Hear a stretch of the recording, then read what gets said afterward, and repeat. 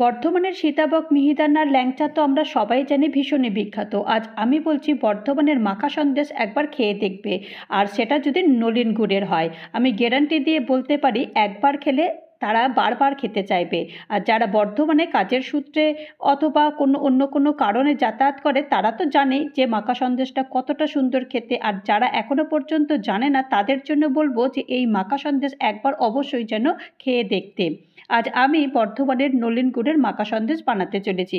প্রথমেই ছানাটাকে ভালো করে মেখে নিয়েছি, এরপর দুভাগ করে কড়াইতে দিয়ে দিয়েছি। তার আগে একটুখানি ঘি আর দুধ একটু দিয়ে দিয়েছি, তারপরে এই ছানাটা দিয়ে দিয়েছি।